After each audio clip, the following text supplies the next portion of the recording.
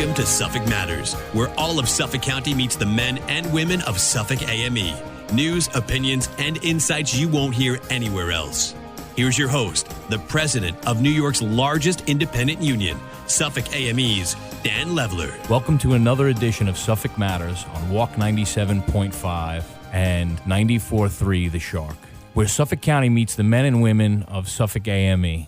News and views you can't hear anywhere else. Okay, so when Suffolk Matters was created several years ago, our vision was to create a public affairs program where important issues that impact the lives and communities of everyday people can be discussed. We also wanted our airways to become a destination for different stakeholders, advocates, and community leaders to bring forth hot-button topics and discuss those topics in depth. So with that in mind, today we're pleased to welcome the partners of KI Legal, Andreas Koussidakis and Michael Iacovo. Welcome to the show. Thanks, Dan. Happy to be here. Listen, we'll jump in, I guess, with a little background. It's probably helpful for people to understand who you are, and then we'll get into the why you're here. But tell us where you guys grew up and what got you really into providing legal services. Mike, you want to start, being that you're from Long Island? Sure. What can I say about myself? Went to high school in Long Island. I'm a Chaminade product, so local guy, Catholic school, and then went to Fordham University after that. So stayed in the New York area. Got married here. Live here with my wife and my kids. So Long Island's home, and it's been that way for a long time. And it's a great place to raise a family. Long Island also has changed. I think anybody who's been here for a couple decades can see that. It's definitely becoming more urban. There's a lot of issues that used to be siloed strictly to the city are now really showing up in Nassau County and Suffolk County. So be that as it may, we as a community need to address those issues because if you're just laissez-faire, before you know it, things have changed and it's too late to do anything about it. Right. So with that, I met this guy couple of years ago. It feels like it's been forever, and I mean that in a good way. By a couple, he means like 6 or 7. 6 or 7, yeah. Roller coaster of the last 5 years. Yeah. So Andreas and I, we came together to form KI Legal back in 2018, late 2018. I think our first day of official business was January 1 of 2019. So in advance of COVID, which again, it feels like COVID was like that delineation mark for so many people, right? It was like BCAD or something like that. Right. And I was a transactional attorney and a PI guy out in Astoria, Queens. And Andreas was working in Staten Island, litigator through and through. And you'll see when he starts speaking. But I was a transactional guy for the most part, and he was a litigator. And we said, hey, I need help. I want to grow. He wants to grow. Let's merge our practices and see how it goes. A lot of times you have two real estate guys, they get together and say, hey, you do real estate, I do real estate. Let's get together, do more real estate, right? But what happens when we have a down market, which is like right now, that speaks to everyone with inflation rates and whatever else that's going on with the banks. Sure. Things have changed. Yeah. But that was the thesis that we built the firm on, which is, hey, you do litigation, I do transactions, we represent businesses and we represent people. Right, the most important thing, and that often gets lost in the legal field. Yeah, and I'll turn it over to you. I think a key difference is the two real estate examples. Great to see people joining forces and things like that, but their focus is on, if I have a bad month and you have a good month, we're good. For us, it was not about us. It was about what can we do better for our clients, and much more risky to add a practice that you don't do, merge with someone that you don't regularly practice. You can't do that type of work. I wasn't doing transactional ever, but for our clients, and I'll tell you about them after, that was the best combination to provide something that really wasn't on the market. So we talk about representing businesses and people. When we talk about businesses, we're talking about, the guy who came from Greece like my father with nothing, 14 years old, go figure it out. I hear the roads are golden, and you grind it out and you work your butt off, whether it's, on a construction site or building a diner, and you build something for your future with the hopes that there's some progress made for the next generation. So for us, when we look at employees, and I've had an interesting road here, having my own firm representing a lot of business owners and individuals now, we look at the little guy as the little guy. The little guy is my dad, rest his soul. The little guy is, the hardworking union worker who's building our roads, who's building our buildings, who's fixing our streets, who's, fixing the electric, grinding it out, putting out fires, putting their lives on the line, and loving every minute of it and being super proud. Just like my dad or any other hardworking small business owner who literally puts themselves last. If the restaurant's full, even if his mortgage is behind, he doesn't care. As long as my customers are happy, as long as the people I serve are happy. And the employees have work to do, right? Exactly. And that's how the economy works, right? It's the hardworking blood, sweat, and tears that makes up our communities. And for us, that's what we want to protect, right? Bringing big boy tricks to the little guys, being a voice when a lot of people might not have one, and that's where we're at. It's worked. And people have never needed that type of passion, that type of care, that type of love and hard work and services in one roof, more so than in COVID. It really brought out the need for it more than ever, right? The restaurant or the business owner couldn't afford a big firm. The little guy was too little, figure something else out. Everybody was in survival mode, and then here was KI Legal, all the brains that you needed at one table, figuring it all out. Right. And if That's something how we happened, exploded to 30-something in our Wall Street office downtown, which is tremendous growth during a crazy period. Yeah. And just going back to that small business owner and the employee, you want a soundbite. I mean, typically the politicians they have the small business owner or the business owner against the employee. Right. We're really on the same side, guys. Yep. Yeah. Right? The small business owner, the diner guy, as Andres spelled out, was the employee. Right. He's the guy who came here and was washing dishes, and then 20 years later, now he owns the restaurant. But all of a sudden, he's a bad guy? Right. He's not. Yeah. So, everybody wants to move forward, and policy and changes should be about protecting the little guy employee, 100%. making sure they have the tools, the resources they need to have a chance at moving forward. The same way the little guy who figured it out because it was different times in the 70s and 80s, right? They had a lot more leeway to make progress. It's harder, so we got to make it our point to give people a roadmap so they too can have something to pass down to their generations. I have 2 kids too. Right, so you think about the future. That's how we were raised. You know, that's. I always say if I never enjoy a minute of anything that I succeed in, but my kids do, fantastic. I'm actually happy to see them enjoy it, even if I don't. Yeah, no, it makes sense. And listen, you guys clearly have a passion for labor and employment law, and I imagine there's a great story behind it. We always in the union business, we end up talking to each other, introducing yourself to someone new. And one of the things I always like to ask, what was that moment for you? Like that thing that happened in your life where you said, you know what, I'm not just going to be a cog in the wheel. I've got to put my energy into this machine. I've got to help people. Yeah. And, so just curious. If you guys got labor a and story. Employment is definitely something that I was exposed to. The first firm I worked for was straight out of law school, was an entirely union side firm. Full labor and employment, correction officers, bridge painters, you name it, we were there. Just got to see how things work, politics, the unions and the different things, how much do you care about this union versus that one, and how people kind of piggyback and pick what they like and don't like. But for me, I was always, the son of a small business owner. Right. And, I had those 2 worlds, and I always brought in those, uncles, cousins, friends.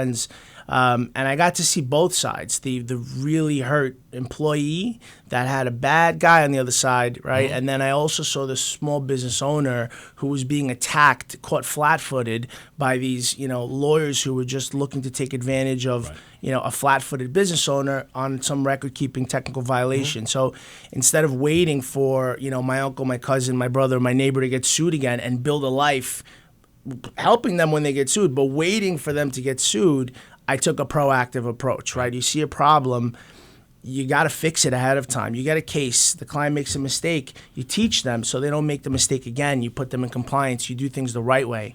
One thing that that kind of exemplifies my belief in how key employees are is they talk about, your customer first, your guest first, whatever you're providing. It's not that way. It's your employees first. And if your employees are happy and they're treated well because they too have dreams, well, guess what? They're going to be you to the guest when you're not there. Right. Employees first is the number one thing. And my employer clients are like blown away when I say that, Right. I'm not for you if you think anything other than that, Yeah, no, it makes sense. does. Look, on my end, similar upbringing to Andres in terms of principles, values, all those things. My father, he didn't own a restaurant. My father, he's a physician, right? So different, but not so different, because my father also owned his own practice, right? There was a time, believe it or not, before all these huge conglomerates came to being in the last 10, 15 years, where doctors had a quote-unquote small business. If you look at the SBA definition of a small business, a doctor's office would fit right into that, right? Less than 500 employees. I mean, 500 employees is massive. That's you know, it could be. I'm looking outside the window. It could be TJ Maxx times 10 of those locations. But you know, my upbringing, being Greek American, always going over to Greece every summer, and just seeing the dichotomy of how my older cousins with 2 masters, PhDs, they couldn't get a job, or they had a job and it was paying peanuts for what I thought they should be making in terms of their value and their education. That's when I knew from a young age, this is the greatest country in the world, unequivocally. Because here you can bust your you know what, and nothing should be given to you. But if you work super hard, you can make it here. You can go in Europe, South America, Asia, and work really hard, go to the best schools, and still get nothing. Right. And that was kind of the triggering point for me, just growing up and seeing that every summer, then coming back in September, and it stayed with me. And I'm super thankful to my parents for being able to give that. And this is a common story for most Greek Americans, in New York at least, where they go back to the old country and they just see the difference. You know, so that's my story. I think to build on that, nothing should be given to you.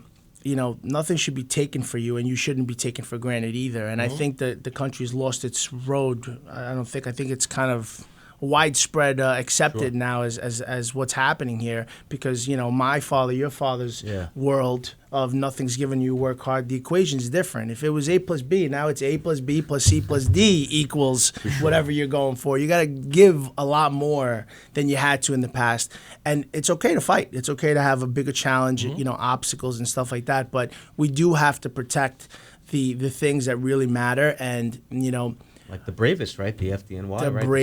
bravest, which is, you know, a big reason why we're here. And a lot of people ask, you know, how did you guys kind of come about? You have a business law firm and you do personal injury. Because our values, now you understand the two worlds. They're completely aligned. And we're not afraid to take on those hard cases. We always say we get the good guy. Naturally, the good guy of any litigation case, that's who walks in the door. We never get the bad guy of a business owner divorce. We get the good guy, the guy who's worked his butt off, and that should not have happened. And in this case, this specific case, and you could talk about it more, I guess, to open it up. No, I mean, just to open it up. I mean, over in Staten Island, you know, there was an issue, FDNY guys getting hurt, and if I'm understanding, it's three different guys, and you guys got involved, and rather than me give the background, you've got the details, you know, but you know, this, you know, just for context for all our listeners out there, you know, the fire service is everywhere across state of New York. FDNY does things in particular ways. A lot of volunteer services out here. We want to talk about that also.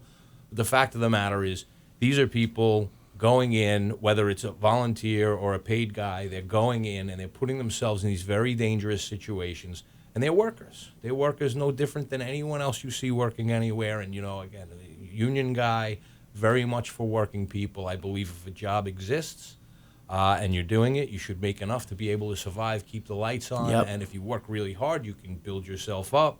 But we do see a rash of jobs that exist now where, you know, when you take the job and you work it full-time, you're signing on immediately to having to need a second full-time job because it's the only way to get by.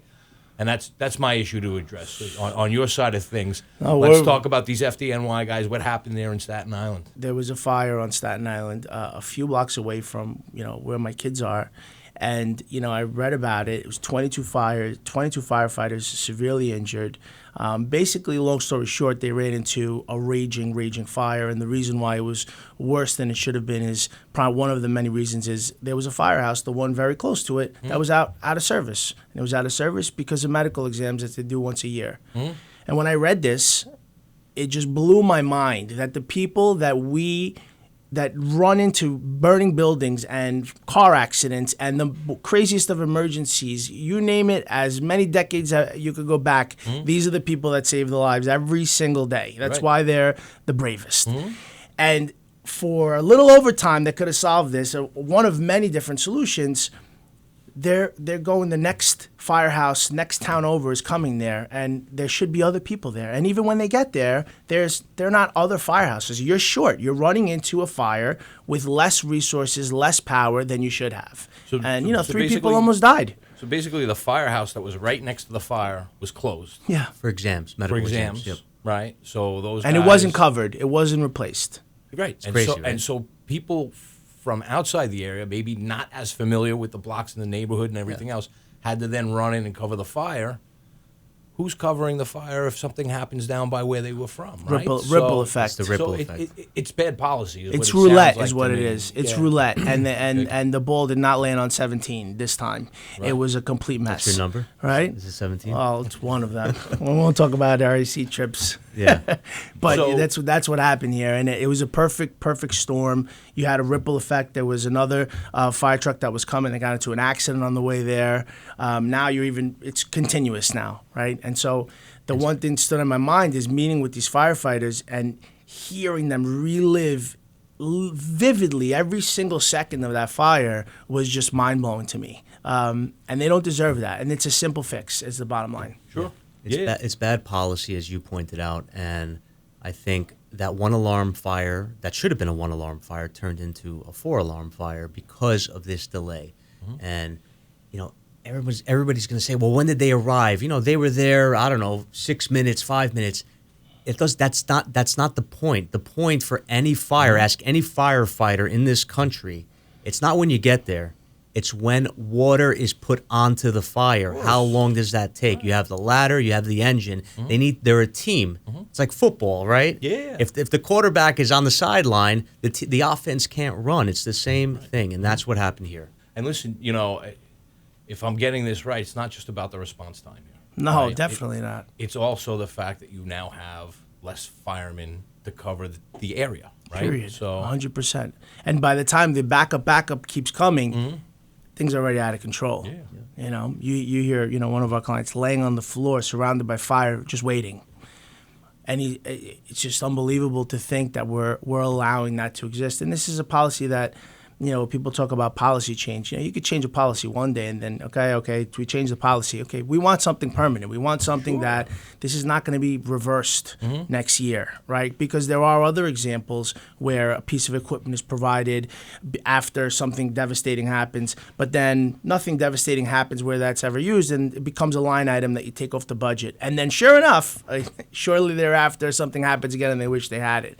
So we can't play this back and forth game. Certain things need to be hard and fast rules, not up for negotiation. And unfortunately, it takes litigation to force that conversation to get started and to make sure it gets finished. And listen, when you say we, it's not we like you and your clients. I think it's we, the people in the district. Absolutely. The people that are going to all face 5 boroughs, these every God forbid firefighter. emergencies. We're fighting so that this conversation never has to happen again. Yeah. Period. So, and again, a quick question from my side of things. So, I deal with different types of situations that it makes me wonder in this instance. Specifically, is this an issue of why the firehouse was closed, this medical situation, or is this also a question of how many people are actually on the job, right? So I deal with these issues, inside of AME. We don't have enough people, and then something bad happens, and the newspapers come and they say, hey, your people who are supposed to be doing this job, things didn't go well. What's your comment? And we don't have enough people. Yeah. We need better training. We need more staffing. So is it just a question of the policy that closes these things, or is there also a deficient amount of actual firemen in this situation? It's a complex answer. There's a lot to unpack there.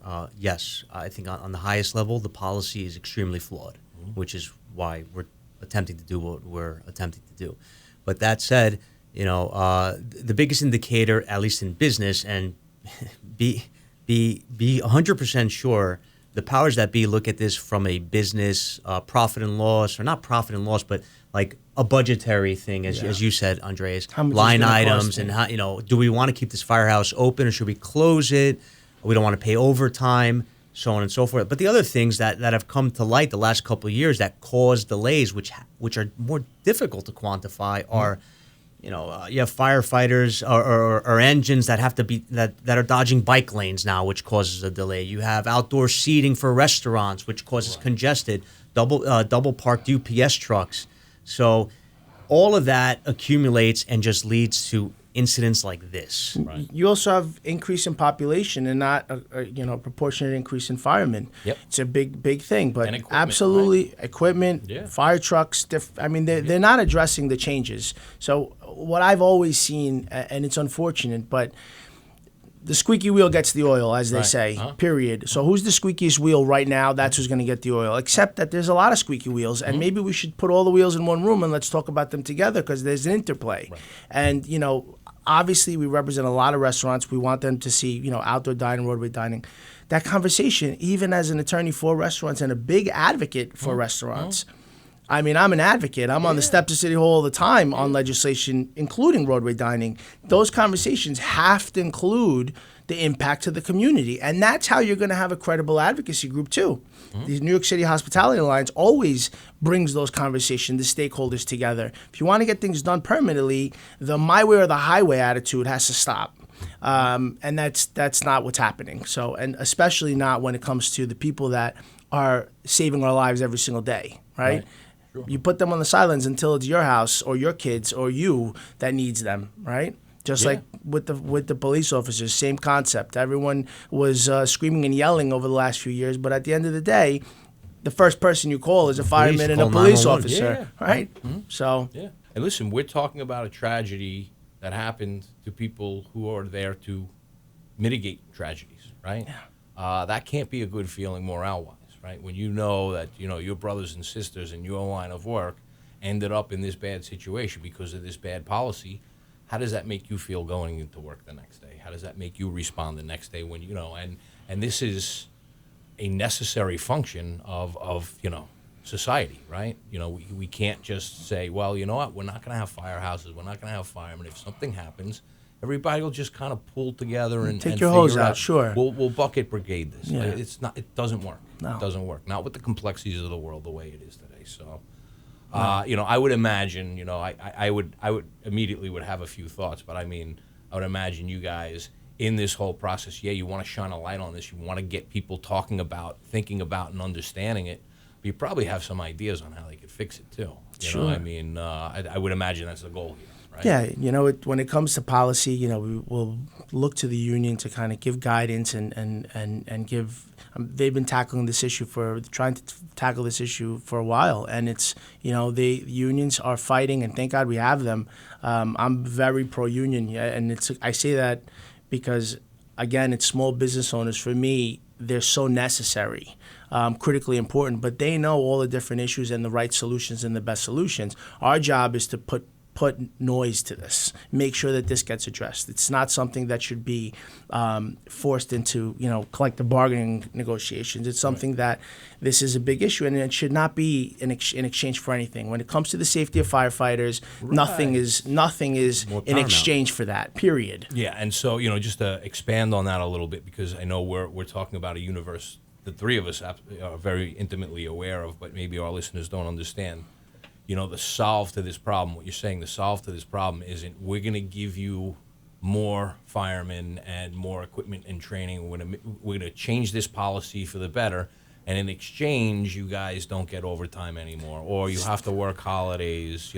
Every third holiday you have to work for free, or and that's sometimes what happens in government. They try to solve problems by looking at the bottom line and saying, okay, here's the number, and we don't want to exceed this number, and I know it's not their intention, but the way it sounds sometimes sitting on this side of the table is we know there's going to be tragedy, and we're able to live with that tragedy so long as the number isn't more than X. Yeah. And from our perspective, we're saying, how can you accept that, right? Yeah. Like, this is a function that you're supposed to be providing to people. This is a necessary function. People look to their government to provide these things. And you say, well, we're going to do our job, but just from the fiscally responsible side of things. Yeah. We don't think that there's a way that we could possibly Misguided fund priorities. Right. It is a priority. It's an important priority. For us, but it shouldn't be the only priority. Yeah. And when it comes down to, loss of life and loss of property, which is what these guys, one, their lives are at risk. Two, the people, you don't know if people are in the building or not. You get a call for a fire, you're going there and you're thinking, I might have to save human beings. If a couch burns, It's terrible, but you don't want the loss of life. Of course. Right? And that, to me, that's the biggest risk in all of this stuff. And when you get bad policy and you end up with people's lives being risked, that's the worst. Yeah. And it's there's so many different ways to solve this issue, and as simple as giving the people that worked at Firehouse, have the people going for the medicals on their day off and coming in on the other day, and that week they have overtime. I mean, it's easy. Right. It's easily fixed. Again, the point is that as lawyers, our job is not to literally write the law, right, the policy or whatever it is. Our job is to shine a spotlight on the issue and create the pressure for the city to actually address this issue permanently. That's our job. And it's even more unfortunate that it takes a devastating moment for people to say, okay, fine, we'll do this, right? The Triangle Fire back in the day, which created all sorts of things. One for the labor movement, also for the fire services, and how businesses are expected to operate with fire exits and sprinklers and all of these other things. It tends to be tragic events that are the impetus for change here. And every time I think in the aftermath, you wonder to what extent could we have been prepared before the tragedy for the tragedy not to affect. Yeah. You don't want the tragedy to be, can I use the example of Y2K? So much went into dealing with Y2K that when Y2K happened, everyone was like, oh, it was no big deal. Yeah. Had all of that work beforehand not been done, it would have been a major tragedy. Yeah. Right? It would have been a major thing. In that same token, right, just going back to this specific case, had the closest firehouse not been closed, this one alarm wouldn't have been a 4 alarm, and none of this would have happened. So hindsight's 2020. Sure. Totally agree with you 100%. Yeah. You got to catch the close calls is another way of looking at it, right? So your kid almost falls off some dangerous condition, right? Right. It's like, oh my God, that was close. Right. We can't leave the balcony door open anymore, right? You do something, you catch it, you say, thank God I caught that. You don't forget about it as if it never happened and continue to leave the dangerous condition there, right? And wait until it happens and say, well, now it's too late, right? We're lucky, no one died, but you have serious injuries here, and people that are never going to be a firefighter, never going to get to do their job that they love and committed their life to again, right? Yeah. So you got to catch the close calls, the warning signs, the almost moments, and that's how you solve, and you don't wait to be, reactive. That's how you become proactive. Getting into a little bit of the psychology behind policymakers, right? They're human beings, and they are constantly surrounded with risk. They are constantly told by stakeholders on all sides of the issue, this is a major tragedy, no matter how you look at it. It doesn't matter what the issue is, and they're constantly. So sometimes, I find, when they hit that autopilot mode, they kind of punt and hope to God the bad thing doesn't happen. Yeah. Like, okay, I was warned a million different ways something bad could happen, but hopefully it won't happen while I'm in office, and let's make this somebody else's problem next time around because I'm dealing with all these things. Doesn't make them bad people. I'm not trying to imply that they're bad people, that they're being lazy. Their day is filled with people coming to them all day long on different sides of the issue saying, if you don't go my way, it's going to be terrible and whatever. Yeah. And sometimes they overload, Yeah. and There's only so much each of us can do every day. and it's not me making an excuse for them. This is a problem. This needs to be fixed. And I think it's just something as a society we need to think about. How these policies go into effect. And I can think of a few things that happen on the state level where a group of people got together and said, we want to make this change, and we have the votes to do it, so we did it. But sometimes maybe a little discussion beforehand, getting all the stakeholders in, which is a lot of work, and it's difficult. And like I said, A lot of voices. You get all the different stakeholders having different pressures put on you, but you end up with a better product in the end. So. I think, and just to drive that point home, this is a macro level issue that you're pointing out. I mean, if I could just say 3 things. Sure.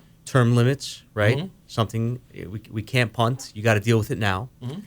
Conversation of all parties sitting at the table, which you pointed out, and then also just the polarization. People just need to stop with it. Just come to the table. I get it. You don't like this. I don't like that. But there's always a middle ground, and that's how society works. It's the best thing for us. To say that last point a little differently, I think everybody, regardless of which side of the aisle they're on their personal side, want to see elected officials working to get things done, and we see too much of just trying to prevent the other group from getting things done. Yeah.